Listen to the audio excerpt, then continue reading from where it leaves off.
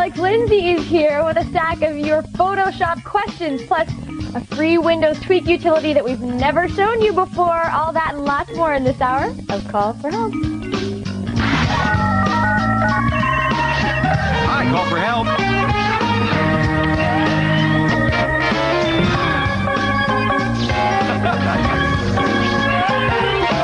Hey, Call for Help is on.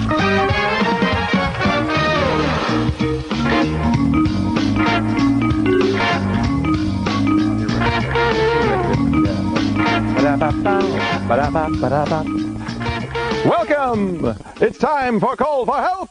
I am your dance instructor, Leo Laporte. You know, we could have made this a dancing show, but we decided not to.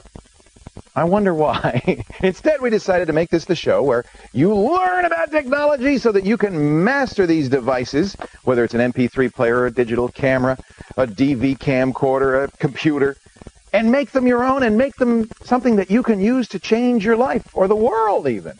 That's what we do here. Simple as that. So glad you're here today. We're going to have a wonderful show.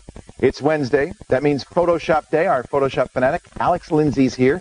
And he's going to do what he's been doing roughly once a month. Just answer a bunch of questions sent in by viewers. So we're going to see how many he can get to. We usually get to about 5. As he's answering Roger's question right now. Plus our free file today, something we've never shown you before. I know we've done a lot of Windows tweak utilities. We've got a new one that claims to do things like speed up the boot or let you shut down faster. We will take a look. That's coming up. It's going to be a great show today. And, of course, it wouldn't be Call for Help without the lovely and talented Kat Schwartz. Oh, yeah. Oh, yeah. I found that tweak utility on this website that's my new favorite site called the SACS Report. So go check it out. Oh, S-A-K-S? S-A-C-H-S. Oh, Report. SACS. Okay. Yeah, it's cool. Oh. It's fun. All kinds of cool stuff. Oh. Sometimes it's 18 and over, but so it's sometimes saxy? It's not. Yeah, it's a little bit sometimes. But cool, interesting stuff that you're not going to find. But it's not just geek stuff. It's all sorts of stuff. Well, it's mostly geek stuff, but yeah. You sent us the link. I really I think it's kind of fun. Yeah. Very news and analysis, technoscience and cyberculture, celebrities, and cyborg anthropology. Everything you'd ever want. Yeah, check it. In one site. I like it a lot. Oh, I like it a lot. I like it a lot. Oh, I like it. Let's get our first caller on the air, Kat. Let's do it, Leo. On the phone, it's Rick from Birdstown, Tennessee. Hello, Rick. How you doing, Leo? Oh, great. How are you? Pretty good. Good. What can we do for you today? Yeah, I'd like to know, and I use Windows XP, and when you install software and it has its own uninstall program, right, should you use it instead of the add and removes in the control panel? Oh, which is better? Yes. That makes sense. A lot of programs, I think this, in the early days of computers, people never put uninstall programs on their computer because they felt like the implication is you might not like our program. We don't want to give you the idea you might not like it. Well, fortunately, this is a good example of companies that, have kind of this idea of how they're going to market themselves versus consumers and what they really want. Look, you may have a wonderful program. We still may want to uninstall it. So fortunately, almost all programs now come with an uninstaller. You see here I have, for instance, the Canon i70 driver, and it has an uninstall in the folder. It's very common. I mean, almost everything will nowadays have an uninstall in the folder. The routine, Rick, is exactly the same whether you do it this way or whether you go to the control panel and start control panel, add, remove programs, and then do it from here. It calls the same file. So it's exactly the same. So it doesn't make any difference. So if for instance, I do this uninstall from here and it runs this, if I did it from the folder, it would do exactly the same thing. So there's no difference. Just choose the one that's more comfortable for you. Sometimes you'll find a program does not have an entry here, but does have an entry in the folder. But fortunately, most programs nowadays, they finally realize it's not a bad thing. It's not bad marketing to have an uninstall. It's just giving people what they want. Okay, Rick? Well, thank you very much, Leo. Thank you very much for watching the show. You're welcome. Have a great day. Bye. Take care. Coming up next, back to the phones, more of your calls and questions, our Photoshop Fanatic, and a whole lot more. You stay right here, all right?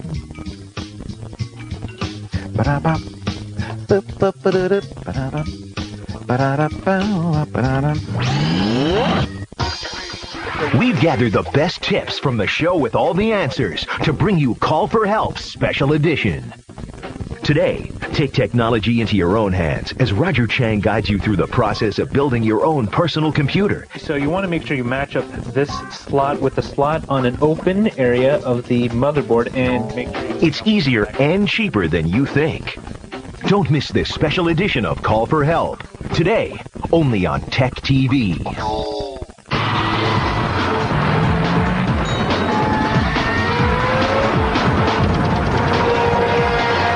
It is a race against the clock to build a spaceship that will bring home the X Prize. The Armadillo Aerospace team works inside a Dallas warehouse. We're not building something, we're testing something all the time. The mission? To design and build a rocket that can carry 3 people on a flight about 62 miles above the Earth and back. We're very, very confident that we will be capable of doing that before the X Prize deadline. John Carmack is funding the effort. He's the guru behind id Software, the company that makes video game titles like Doom and Quake. Carmack and company are building computer-controlled hydrogen peroxide vehicles. 90% peroxide is a rocket fuel. For us, it's a very easy fuel to use. We don't have to worry about extreme colds like with liquid oxygen. Team members run dozens of tests every week, repeating them over and over until they get it right. Rapid testing and cycling is absolutely the cornerstone here, where we've made dozens and dozens of mistakes, but we've also made dozens and dozens of successes. And to do that, you just have to make hundreds and hundreds of tests. One example, the mission's propulsion and computer software. Armadillo tested it on this manned lander. It only rose a few feet into the air, but it proved their ideas work. The group has just 16 months before the $10 million prize expires. All right, everybody clear? So they have a big job ahead. This is Tech Live. Are you ready? Take a ride. See how it's done. Don't know what to buy? We do. It's Hot Topics, movie magic, cool science, and tech gadgets. Get it? It's one cool ride. Tech Live. It's all you need. Tech Live is next.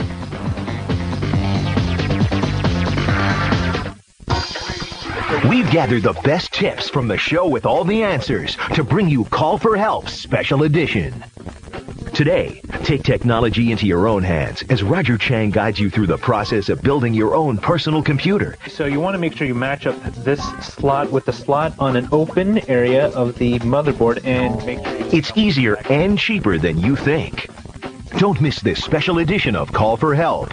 Today, only on TechTV.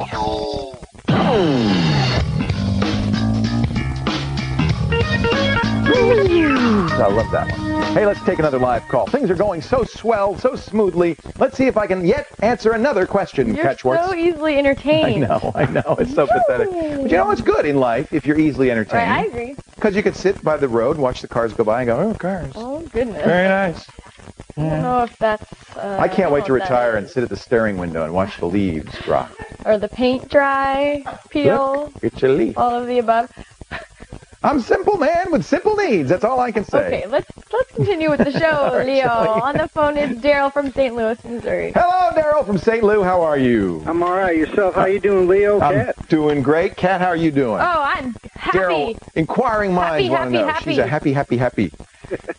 Oh yeah. I got a question. I have this old Pentium 2 processor computer, Okay. and I want to know. It's got 98 SE on it. I want to know if I can upgrade it to 2000. You could, but you can't upgrade it in place. 2000 didn't allow you to, unlike XP. XP, you could put the disk in and it would upgrade on top of the 98. Right. 2000 didn't do that. You'd actually have to format the hard drive or create a new partition or something and put 2000 in there separately. Now, I got to warn you, you got a Pentium 2. How fast did you say? 350 megahertz. Yeah, and you probably have 128 megs of RAM at most, right? No, I'm less than that. 64. 64, yes. Yeah, I got to say, stay with 98. Okay. You really only get in trouble with old hardware if you try to run new software. The hardware is going to run just the same way it always did if you just keep running the same old operating system it came with and the same old applications. Okay. It'll run fine. But the minute you kind of, that computer came out in around 2000, right? 99? Actually, it's more like 98, 99, something like that. So 2000 might run okay, but I think you definitely want to put at least 128 megs, probably 256 megs of RAM, and the processor's going to be slow. It's not going to run as fast as 98 does. Okay. It's one of those things where, why do you want to put 2000 in? For the reliability, or? Yeah, because, 98, I'll sit there and try to get into something, and it'll freeze the system up. Yeah, so well, that's true. It's just hard to run newer stuff on older hardware. Okay. And I think it's marginal. You could try. You're definitely going to have to put more memory in there. Okay. Don't go by what Microsoft says, by the way. They always underestimate the system requirements for an operating system. That's like the bare minimum the thing will run under. But you want to do more than run. You want it to actually, well, walk might be a better term. You want it to do more than walk. You want it to actually be usable. Exactly. And that means more memory and probably a faster processor. But you try it. But nevertheless, you're going to have to format the hard drive to do it. Ew. Yeah.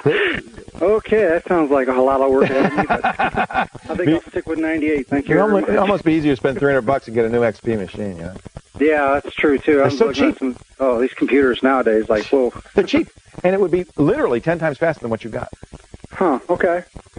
All right. I'll have to look into that then. Hey, Daryl, I thank you for the call. I appreciate it. Thank you. Keep watching the show, okay? All right, will do. All right. Coming up next, we're going to test drive a new Windows Tweak utility. Brand new. I know we've shown you a lot of them. We've never done this one before. And it says it can do some pretty cool things like speed up the startup. We'll find out. And still ahead on Call for Help, Alex Lindsay, the Photoshop fanatic, will answer your questions. Questions sent in by you, the viewers. Stay right here. Oh, come on, guys. You can pretend better than that. Aren't they having fun? Oh, look. Why, it's a picture. Tonight on TechTV, entertaining and informative, Zip File keeps you up with the latest trends and happenings in the digital age, from product releases to technological breakthroughs. Then, covering the games, the gamers, and the gear that fuels video gaming mania, stick around for X-Play. Plus, tough questions, cool stuff, and plenty of fun. Don't miss the Screensavers, the daily variety show made for the tech enthusiast. Catch it all tonight, only on TechTV. It's time for a medical minute. For anybody afraid of heights, even a virtual ride up 3D glass elevators might be too much. But some Georgia volunteers got over their fears with the help of ceramycin, a drug normally used to treat tuberculosis. Emory University researchers found the drug seems to erase fear faster than just therapy alone. It only took 2 virtual sessions for volunteers to enjoy the ride up. But skeptics say drug therapy is no substitute for learning techniques to overcome fear. Epileptics fear something a lot worse. 2 million epileptics never know when a seizure may strike next. Drugs help control brain defects, but UCLA doctors insist there's nothing like brain surgery. They're trying to learn the best times to operate and where in the brain surgery works the best. Operations carry some risks, but doctors feel most epileptics who undergo brain surgery stand a good chance of long-term relief. And how do you know when love is true love? Well, the answer is right in your head, literally. Researchers at the Albert Einstein College of Medicine in New York scanned brains of couples who can't keep their hands off each other. Well, they found just the sight of a sweetheart triggers chemistry linked to pleasure, happiness, and yes, sex. Men's brains and women's brains respond in different places, but it all adds up to LOVE. Get your daily dose of medical minutes only on TechTV.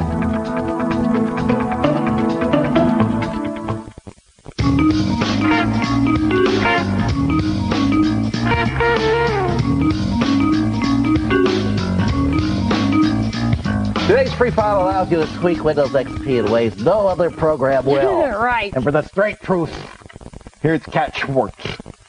This is now we've shown so many programs like this, but this is one we've never seen before. We've never seen it before. I found it on Sax Report, like I said. Thank you to them. Sax and drugs and rock and roll. Yeah, so it looks like this. Nothing too fascinating about that, but it lets you do many different things. Services. We've got the messenger thing here. You can just turn it off. You can just turn it off. That's a cool thing about this tweak program. Yeah, it has all of the little tweaks just incorporated right here. That's the annoying spam service that we've talked about before, and we've shown you a very more elaborate way of going into Windows XP services and disabling. But check it. Right. It's gone. Disabled. You can disable your themes, fast user switch automatic. That's one to enable, because I think most of the times it's disabled, so you would want it. That's great. Okay.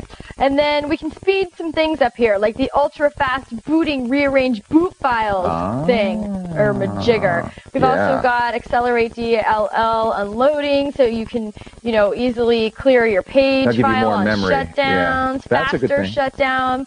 So just go through and enable all these different things, and it's going to help your computer run much better. Clear prefetch folder, defrag boot files. It's all right here, which is nice. Do they explain what some of this is, or they just presume that you kind of know what it is? Well, Roger explained it to me, so I didn't really need to look anywhere. He said something about the IP settings, so you can release them all. Maybe you could explain that a little better. But like if you want to change your IP. Well, if you're having trouble with your network connection, sometimes the recommendation, if you're using a router or something, is to release and renew, and that resets your IP address. So you can do this here. This is a good one too. The DNS cache increase. That'll speed up your browsing a little bit. That's great. Yeah. So we got some little. You can defrag here. System file checker here. So it's got everything you need just right here. Driver Heaven Tune XP. It's free. Now, did you try it? Did it speed up your booting? Yeah, I tried it. My computer's really fast to begin with, so didn't need any help. I couldn't really tell. But if your computer has been around for a while, you've got a lot of junk on it, try it out. It might speed it up. Very cool. And we've got a link to it. It's free on our website, techtv.com/call4help. Got another caller on the line, on the horn here. Drew from Birmingham, Michigan. Hello, Drew. How are you? Hey, how's it going? I'm going great. Birmingham, beautiful, beautiful place. Yes, it is. That's where the fancy people live. Yeah, you could say that. Are you a fancy person, Drew? Kind of. What can I do for you today? I was doing a little research on Bluetooth/Wi-Fi mini PCI cards, and I found out that the technology, like the plans for them, came out a couple years ago. And I'm looking to invest in one of those. Wouldn't that be great? Because it would add one little card, and it was supposed to be a very little card. You just plug it in, it would add Bluetooth and Wi-Fi to your computer. Yeah, I don't think they ever came out with it. Oh, really? So I did a little research for you, and what it's mostly, the companies were Intersil and Silicon Wave. Intersil makes the Bluetooth, and Silicon Wave makes the Wi-Fi, and they were going to create this kind of card, see, like this. But what it ended up being used in is notebook PCs. And so when you see and you see a lot of them now, notebook and PC with both Bluetooth and Wi-Fi, it's using this. This is an AMD site, the reference design. It never took off as a third-party aftermarket, and I think the reason is it's so inexpensive to go out and block. In fact, Roger, or would somebody give me my briefcase? It's underneath there, Ian. The green briefcase, because I brought in what I use, and this is what people end up doing for about $30. You can just bring the whole thing. I'll root through it. This is it. I bring this kit with me everywhere. It's got everything it's got wires and everything you'd ever need in here. Wait a minute, somewhere in here. There, the resumes, camcorder. Oh, here's lunch money. I'll find it for you in a second here. I know it's in here. Oh, here's one. These are only about $30. This is a Bluetooth dongle that plugs into your USB port, and that adds USB capability right there.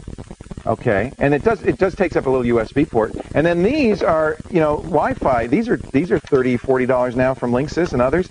USB Wi-Fi adapter. You just plug that in, and you get USB. So I think what happened was the market kind of bypassed this concept of this all-in-one card, which would have been a great idea. It's using them in laptops, but they never started selling them for PCs that I can find. I've looked everywhere for them. So yeah. Well, I just got one of the TR3s. Yeah. And it comes with Wi-Fi B and G. Right. So, and I know the Japanese version has Bluetooth on it. Exactly. And probably what it is that Intersil Silicon Wave chipset just built in. Yeah. And I was just looking for a way to get it built in. Wouldn't it be nice? Yeah. If you have a desktop, many desktops now are starting to come with Bluetooth built in. And that's not so much Wi-Fi, because people figure a desktop, Wi-Fi? You're not moving anywhere. But it's easy enough, I think, with these. The nice thing about these, and I have to say, this is what I recommend people use if they want to put Wi-Fi on a desktop. The nice thing about these is because it's external, you can position the antenna. So you can really, if you're having trouble, if it's a marginal signal, you can really put this somewhere where you can get a much better signal. And it's cheap, and you don't have to open the case, and it's just as fast as having an internal. Now, it might not work well for G, because G's a little bit faster, but for B, this is a great choice. And I use this all the time to Bluetooth enable notebook. We should explain briefly that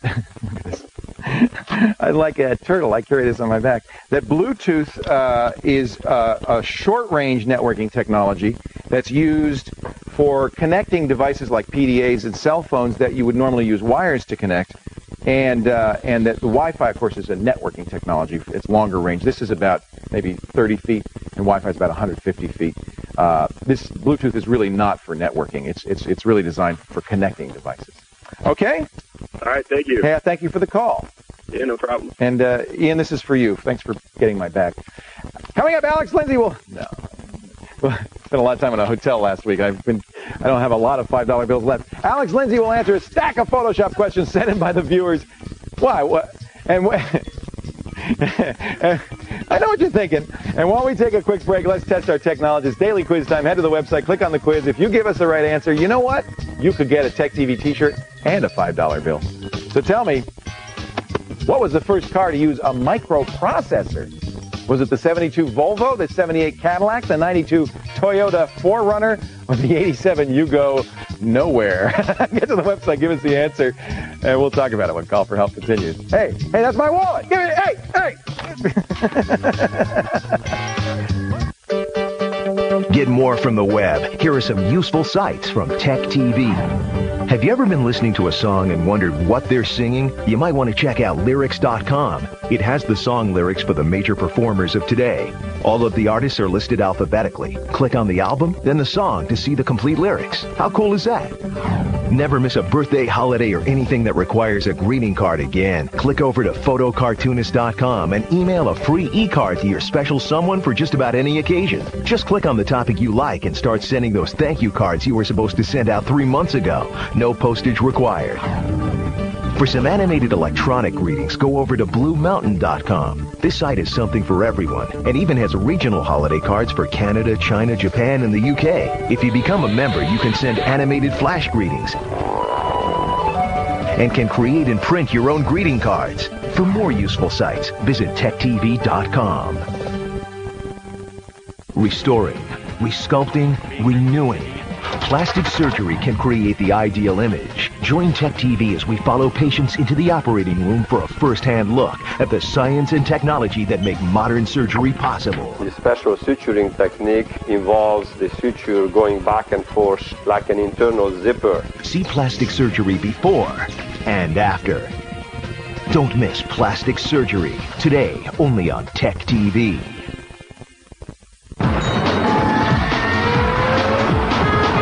The only thing louder than the traffic on Interstate 275 east of Detroit are the groans of neighbors. The tread acts like little hammers pounding the pavement. It squeezes air out of the way, a whooshing sound, and even creates a little suction, screeching as the tread leaves the pavement. Help may come from Purdue University's Robert Bernhard and his team's 19-ton pavement testing device. A tire spins around a 12-foot paved cylinder with microphones measuring the effects of different materials. I'm very optimistic that 5 years out, we'll be able to find solutions that are quiet, substantially quieter than the best solutions today, and will still be durable and safe. One solution is being pioneered in Arizona, asphalt mixed with ground-up recycled rubber. The road is slightly spongy, dampening the hammer effect of tire tread. Repaving roads is expensive, but somewhere out there is the promise of peace and quiet. Coming up next on Tech TV, catch up on today's top technology headlines. Tech Live is next.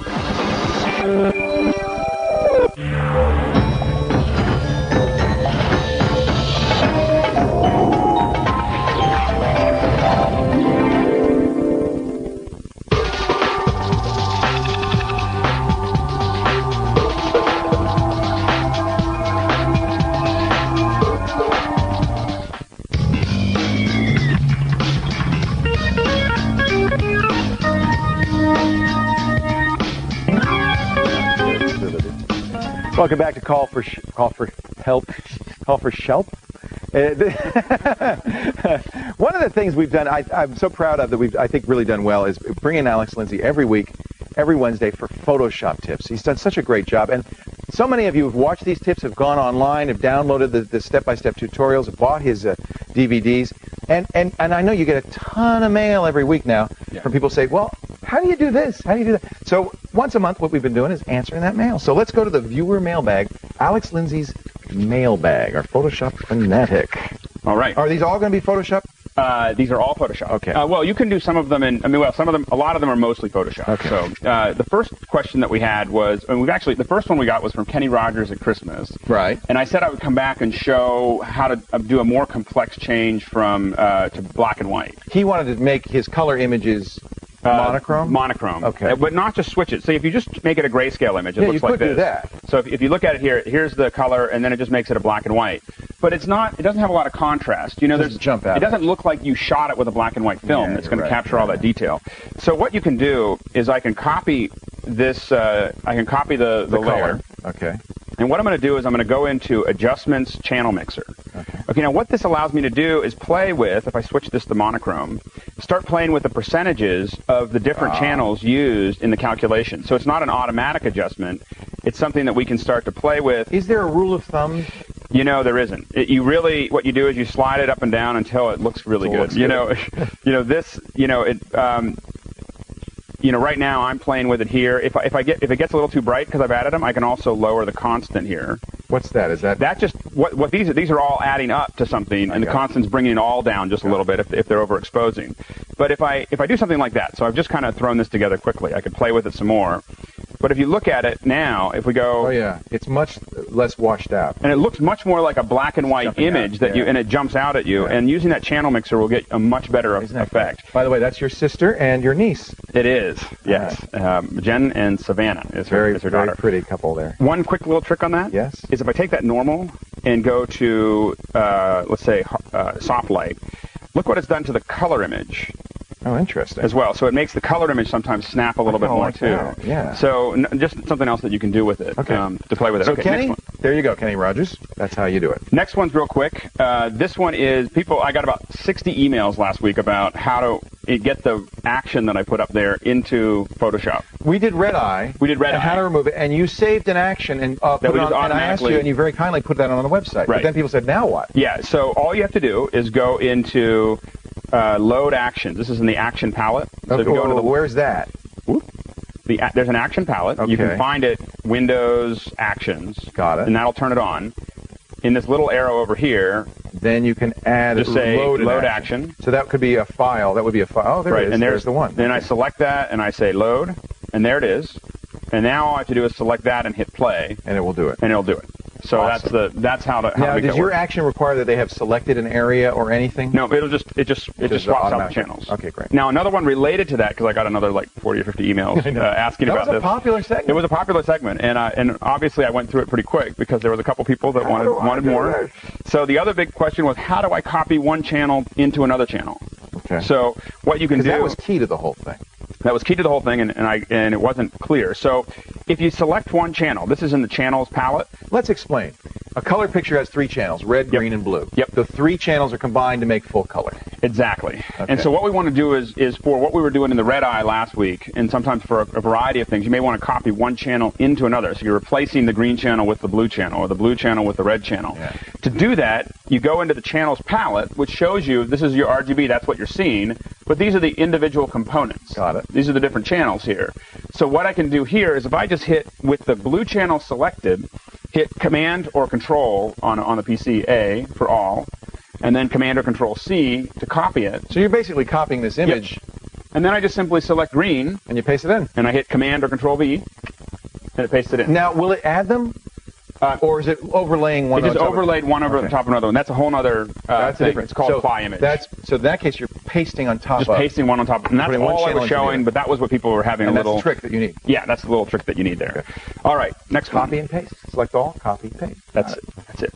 It's pretty straightforward. Now the next one, we got this image. This one's not in good shape. No, and this is from, I think his name's Zach, and Zach had this photo that had been faded. Now, what happens is the chemicals in your paper, degrade at different speeds, which gives it this kind of color hue. Now, this one, it would be better to try to go find the negative, but if you can't, the next step would be... So the negative would not have faded, only the print. It may have faded as well, but it may fade a lot less. It depends on where it was kept. You know, if it was...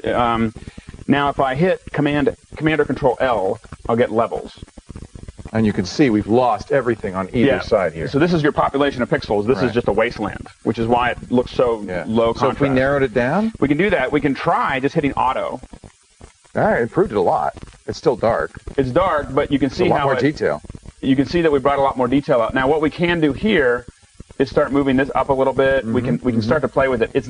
We're not going to salvage this 100%, but we can start to play with the different pieces to try to bring some of the detail back out. Well, it looks like it was a dark photo anyway. Yeah, it was. I think the original photo was probably dark as well. But when you have something that's really faded, you can do the auto levels or start bringing that contrast in to start bringing that information back in. Right.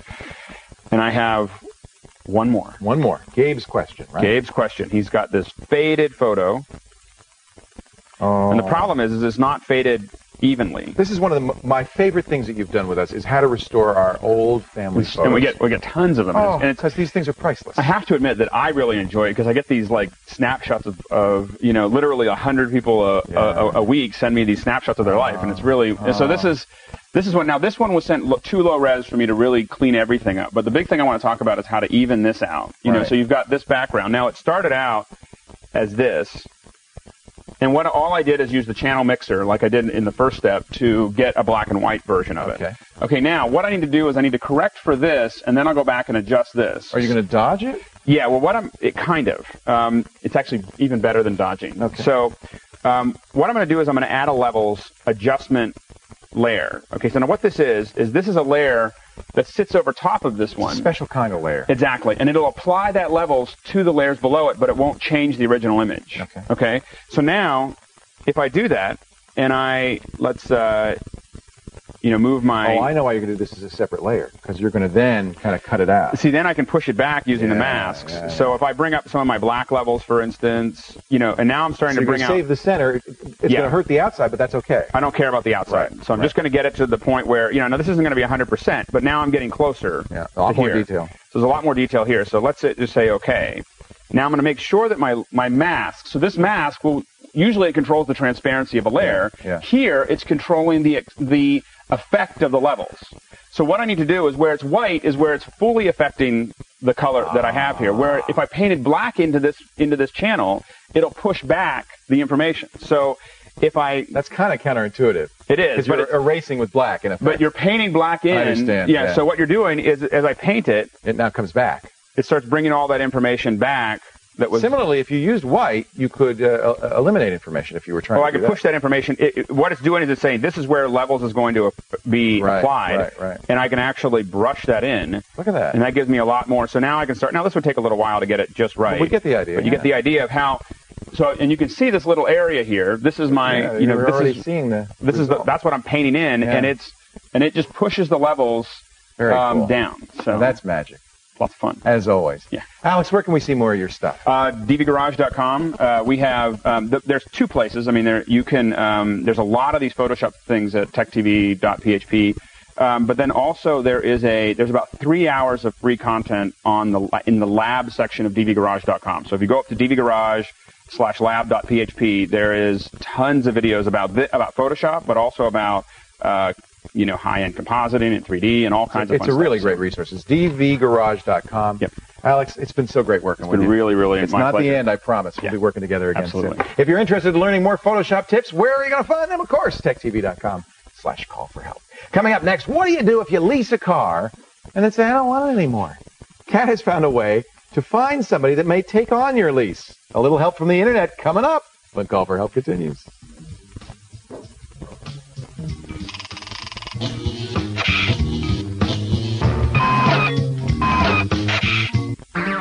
This is Tech Live. Are you ready? Take a ride. See how it's done. Don't know what to buy? We do.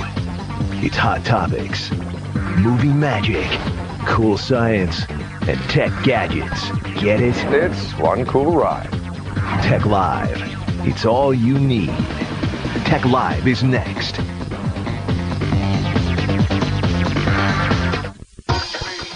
We've gathered the best tips from the show with all the answers to bring you Call for Help Special Edition.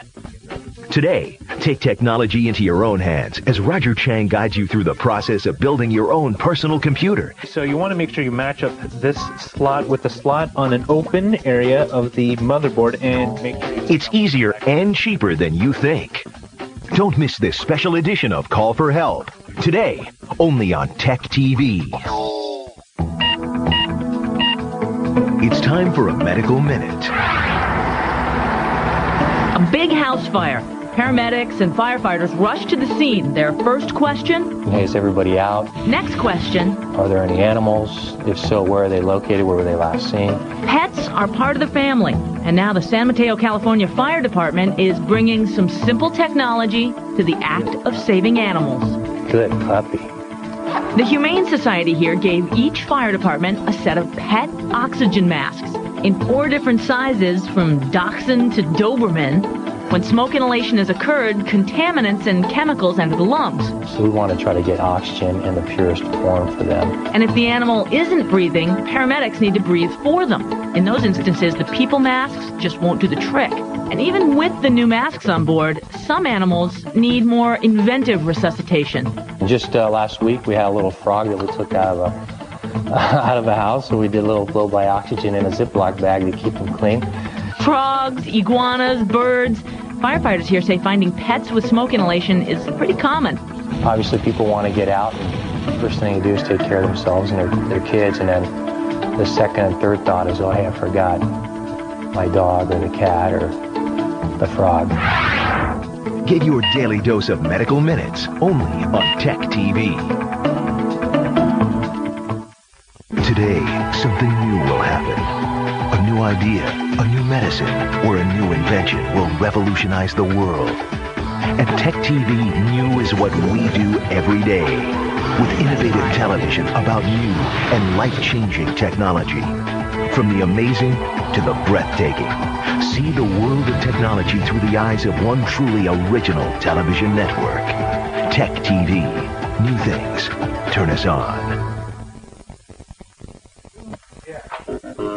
Ah, yes, the Call for Help website of Vision in blue, red, gray, and blue. And if you like the Call for Help website, you've got to check out the Call for Help message boards. This is where the people talk about what's going on, whether it's about things on today's show, feedback, tips and help, or suggestions for future. It's all in here. TechTV.com/call for help. Scroll to the bottom of the page for the Call for Help message boards. We'd love to see you in there. Now it's time, ladies and gentlemen, for Kat to dump her old car. Yeah, I don't know if I'm going to do it. I have a 2003 Jetta that I'm leasing. Cute car. It's hot. Look at it. This isn't my exact car, but this is what my car looks like. It's a cool car. It's a 1.8 turbo. It's got everything, leather, heated seats, everything. But it's a stick, and in case I happen to move somewhere where there's lots of traffic, I don't want to really have a stick anymore. So I'm thinking about dumping it, and I found an awesome way to do it online like that. It's through a website called swaplease.com, and they make it really easy for you to do just that. What you do is you come to swaplease.com, and it is going to cost you some money to actually get the final information that you need, but to just surf around the site, it's free. It's so easy to use. Say you're looking for a specific vehicle, just go ahead, select the make and model here. Now, to list a car, let me mention this first. To list a car, it's going to cost you between $50 and $150. So you have to, obviously you get more features when you get the gold membership. Like you get special placement on the website, things like that. But okay, so here is what it looks like. I'm looking for a Mini Cooper. Wouldn't I be cute in that, Leo? A little mini. Sumi drives one. Yeah, it's just adorable. Okay. So you see here, this is how it works. There's a picture of the car, how many months are left on the lease, how much the payments are, so on and so forth, all the information you need. There's 2 pages, about 20 to 25 different Mini Coopers on the site, except for the sold ones, though. You get stuck in really bad traffic on the 405. You can just drive right into the truck. Right. You just go, boom, right, like in the Italian Job. Okay, so you pick the car that you want. To get more information, obviously, you're going to see how many months are left. And then what I want you to pay attention to, though, is the seller comments. Because the seller is going to give you additional information that might help you out when you're making the decision. If you want to know even more, on the right-hand side of the page that you've selected, you can easily email that person. And it's cool because you don't email them directly. You don't get their email address, so you're not going to get spammed if you're using this service. But you can ask them pretty much anything you want right here. Now, if you want to go ahead and get the car, you're going to have to pay money once again. You get, if you want just their information, it's $34.95 to get the guy's email address and contact information. A little more money is going to help you through the whole process. It can be a little tricky because it's, there's legal documents that are involved with this whole situation. But what they do on the website is they give you links to other websites that will tell you all of the information you need to know so you can attempt to, be more knowledgeable about the whole process before you pay other people to do it. So like it sends you over to online-car-leasing.com to get more information. But I don't know. I think it's cool, Leo. I think it's a great way to use the internet to help you save money and time.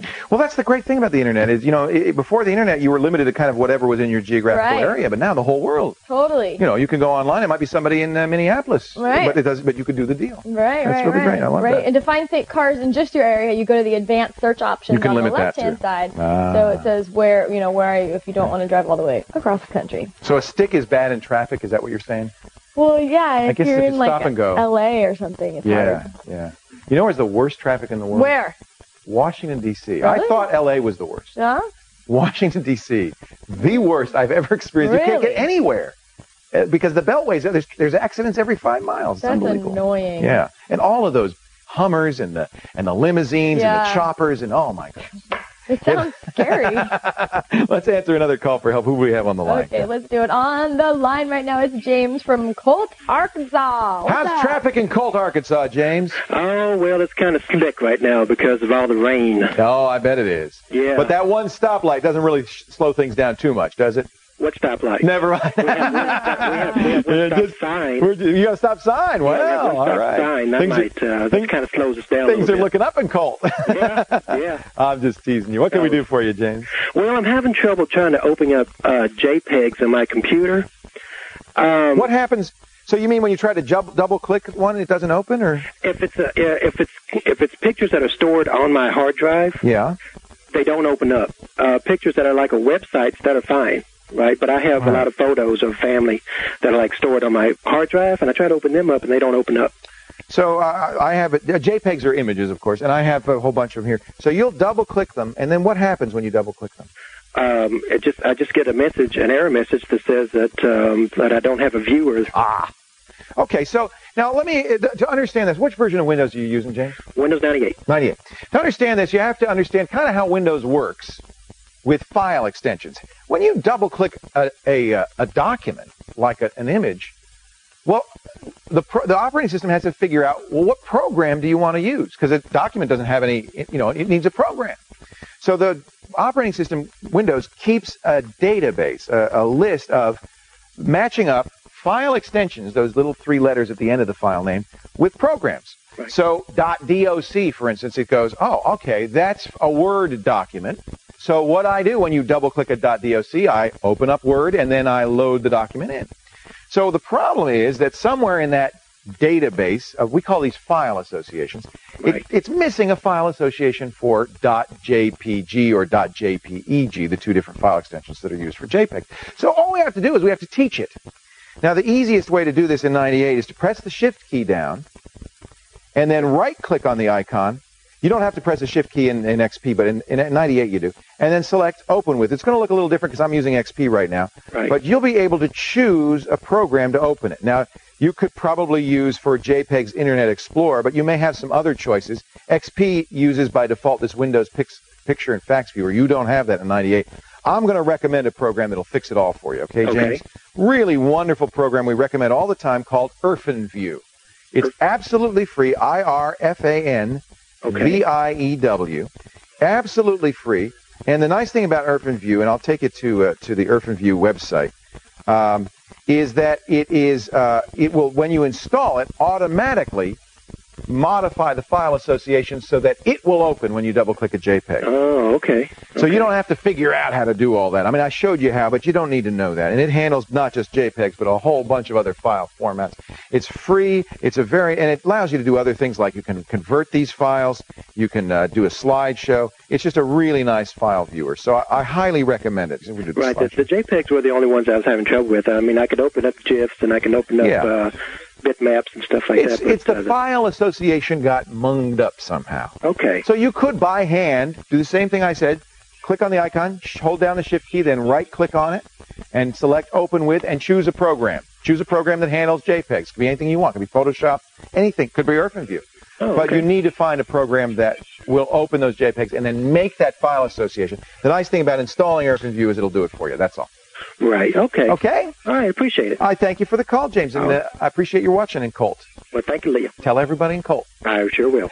Take care. Coming up next, we're going to play the Wired World Challenge. Some viewers going to get a great big prize, or at least a shot at it. Some good ones there. Stay tuned. Could be you.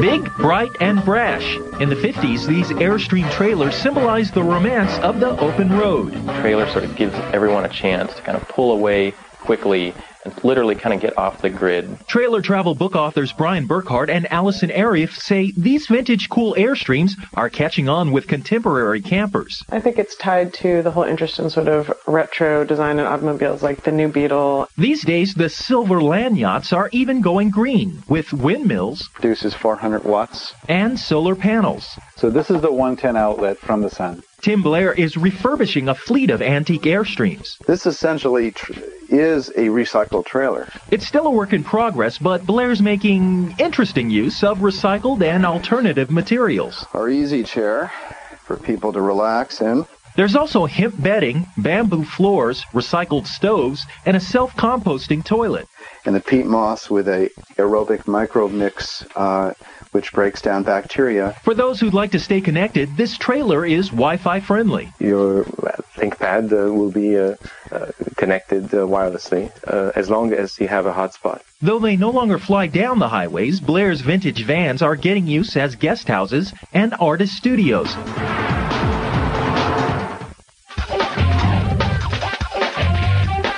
On the next TechTV Zip File. One man's mission to make geeks look chic, while these tech-savvy programmers auction off their skills on eBay. Plus, Apple's latest addition to their iProduct line, the iSight. And we spoil Conker's Bad Fur Day. All that and more on the next TechTV Zip File.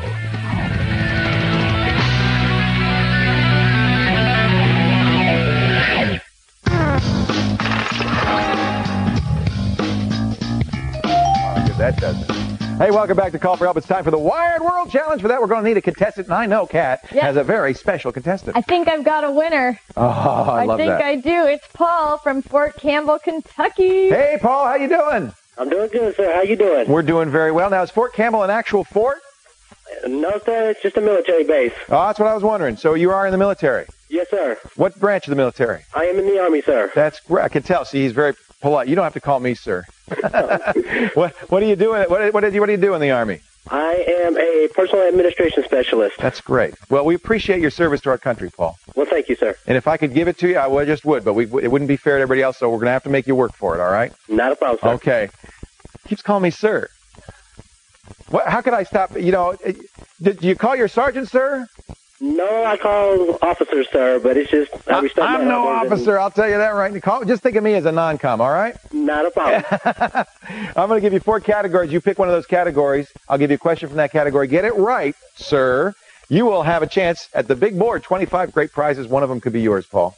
Okay, sir. What's your rank, Paul? I am a Sergeant E5. See? He's a good man. He's not one of them big shots that's sitting in the officer's corps having the roast beef on toast. No, sirree. Let's give you a prize. I want to give you a prize, Paul. 4 categories. You ready? Yes. I can't not do it. That's okay, Paul. I'm just teasing you. You can call me sir. Scrub and... Oh, he's got a dog in there, too. Scrub and scour. Attack of the Clones. He found the warp zone. And rhymes with Purdy. Those are our 4 categories. Let me give them to you again. Scrub and scour. Attack of the Clones. He found the warp zone. And rhymes with Purdy. What do you like, Paul? Let's go rhyme with Purdy. All right, Sarge. I like that one, too. What name refers to the arrangement of keys on a standard English computer keyboard? Rhymes with Purdy. It's... What are the first 5 letters on the keyboard there? First 5 letters on the or keyboard? First 6 letters, yeah. Rhymes with Purdy. It's, Q-U-E-R-T-Y? Yeah, how do you say that? I think we got to give it to him. It's QWERTY. Were you looking at the keyboard? Yeah, I actually went and looked. That's cool. 5 letters, I'm used to the standard ASDF and... Right, ASDF, because you can type, see? For people like me, QWERTY. All right, Paul, pick a number from 1 to 25. Number 6. All right, number 6. Is that your dog in the background? Yes, sir. Well, you and your dog will get to see some movies, Bobby. You got 12 months at Netflix. That's a great prize. All the movies, all the DVDs you can watch for 1 whole year. No late fees. 3 at a time. Do you like DVDs? Yes, I got a pretty good collection going now. Well, you can have any one you want. And by the way, they mail to FPO. All right? All righty, sir. Hey, I thank you so much for playing, sir. Well, thank you. I'll give you a poor old salute, but I thank you for your service, and I thank you for being on the show. Well, thank you, sir. Take care, Paul. Bye-bye. Hey, let's answer another call for help. Who do we have on the line here? Oh, yes, sir. Hey. On the phone, it's Mike from Albany, New York. He's got a question for you that's been If you start calling... burning his mind wet. If you start calling me, sir, I'm going to know there's something wrong. There's definitely something wrong in this world. Hey, Mike, how you doing? Okay, how about you? Welcome to the show. I'm doing great. What can I do for you today? I'm using Outlook Express as my email client, and I can't send attachments, but I can receive them. You can't send them, but you can receive them. Yes. That's interesting. Because one of the things Outlook Express did in the most recent version is it stopped letting you receive attachment or open attachments. It blocked attachments, but not sending them. That's interesting. So what happens when you try to send an attachment? You're clicking the... let me exit this wizard. You're clicking. I'm going to start a new email, and you click the button or the insert menu that says insert file attachment, right? Yep. And you go there, and what happens? It goes through all that okay, but when I go to hit send, it says the STMP server has stopped responding. Oh, okay, I get it. So you're able to add them to your email client, but you can't. They won't go out. Yeah. How big are these files? Are they gigantic? 68K. No, that's not big. No. The SMTP, that stands for Simple Mail Transport Protocol. The SMTP server is the outgoing mail server that your internet service provider runs. So you have an incoming server, that's the POP mail server, and the outgoing server, that's the SMTP server. What's happening is your program's trying to send it, and you're either, I would guess what's happening is your ISP's blocking it. But what's happening is the SMTP server is not acknowledging it fast enough, and Outlook's saying, I give up. I can't do it. Now, one thing you could do is check to make sure your mail account settings are accurate. Now, I don't have a mail account set up in here, so I can't show you. But look in the sending portion of this settings and make sure that they're accurate. But you are able to send other mail. It's just attachments, right? Yeah, just attachments. That's really weird. I think it's time for a call. Let me see if it's set up. I think it's set up in this one. I think it's time for a call. Yes, it definitely is. For a call to your internet service provider and say, dude, what's going on here? So I'm looking here, and I'm looking at the servers, and you want to make sure that your outgoing mail server is, your SMTP server is properly named. If it requires authentication, you want to make sure that's checked and that you put in the name and password and so forth. I would call the internet service provider. Did this just start happening, or has it been happening for a while? Just when I got my new computer. How interesting. I think it's them, not your computer. I don't think it has anything to do with your program. It could be that Outlook's timeout settings are too low. I don't know if we could change those. I don't think we can. Let me just see if there's a way to. I don't think there's a way to change that. I would say that this is one that you got to call your ISP and say, dudes, what are you doing? I can't send anything out. Let's see. Yeah, because I truthfully, I think that there's nothing you can do on your end if their server is saying no, and they should be able to help you. It may be that you've got too much too much used up in your mailbox or whatever, and it's saying no, we can't store anything more. I don't know, but that's the ISP that's got to fix that one. Okay, Mike? Okay. Hey, thank you for the call. Thank you. And thank you for watching too. One more chance to take our daily quiz. We head to the website, click on the quiz links. If you give us the right answer, you're in the drawing for the TechTV T-shirt we give away each and every day. Our question today: what was the first car to use a microprocessor? This is a fascinating question. I do not know the answer. Was it 72, 78, 92? Or was it that 1987 Yugo Nowhere? One of my favorite models. Go to the website. Give us your answer, and we'll talk about the actual answer. We'll call for help continues right after this. I'm trying to think, but nothing happens. Yeah. On the next X-Play. It's all about pain. We fall apart over Painkiller. Get shocked by the Pain Station. And some people are painfully excited about future tactics. Hold on to your underwear, ladies. Don't miss X-Play today only on TechTV. Get more from the web. Here are some useful sites from TechTV. Hey, if surfing the internet has you a little bored, then here's a site to snap you out of it. It's called bored.com. You can find links to all kinds of different sites, play video games, find jokes and videos, even do a crossword puzzle. It also has tons of other links to take your mind off whatever it is that you had your mind on. There's even a death clock that calculates when it thinks you'll die. Creepy. Or you can try taking a free vacation, a virtual vacation. Check out picturesofplaces.com and explore the tombs of Egypt. Never been to Fiji? It's easy. All you have to do is click and start sightseeing. Picturesofplaces.com is pictures and testimonials of just about every city in the world. You can even buy an image or add your own to the collection. Finally, one vacation that you don't have to pack for. For more useful sites, visit techtv.com. Coming up next on Tech TV, catch up on today's top technology headlines. Tech Live is next. It's time for some cool stuff. Ladies looking smooth while giving out your digits just got easier thanks to Brie, a German-based handbag specialist who created a bag with interior lighting. No more fumbling for keys or a botched makeup job. With a press of a button, your purse produces a glow. The illumination solutions comes from what's called smart surface technology, which uses a method of generating light without heat. What's inside this bag could save your life. The portable system made by High-Rise Technologies is designed to rescue people out of tall buildings. This pulley device can lower a load up to 600 pounds automatically at 3 feet per second. And the flame retardant suit is purposely made so you can't see where you're going, for those of you who aren't too fond of heights. And straight out of Bizarro World, stuffed animals that ain't so cute and cuddly. They're part of a Victorian taxidermy collection put up for auction in Cornwall, England. Hey, it's not that weird. How else could squirrels get to play cards? Stay tuned for more cool stuff, only on Tech TV. Tonight on Tech TV, entertaining and informative, Zip File keeps you up with the latest trends and happenings in the digital age, from product releases to technological breakthroughs. Then, covering the games, the gamers, and the gear that fuels video gaming mania, stick around for X-Play. Plus, tough questions, cool stuff, and plenty of fun. Don't miss the Screensavers, the daily variety show made for the tech enthusiast. Catch it all tonight, only on Tech TV.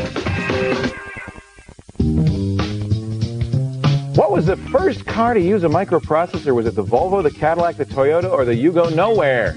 I'm going to guess the Cadillac. And I got it!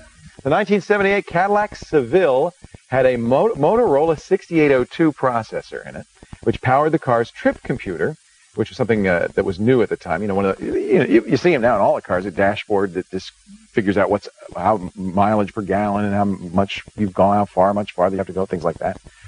I remember, though, that, of course, the computers in the lunar module in 1969 that landed on the moon were less powerful than that computer in the Cadillac Seville 1978. You could land on the moon with that thing. Hope you got that right. Good luck if you did. You're in the drawing for a Tech TV t-shirt. Now, let's see what's coming up on our great show tomorrow on Call for Help. We've got a good one planned for you. We're going to look at the latest in gaming accessories. That big E3 show wound up in Los Angeles.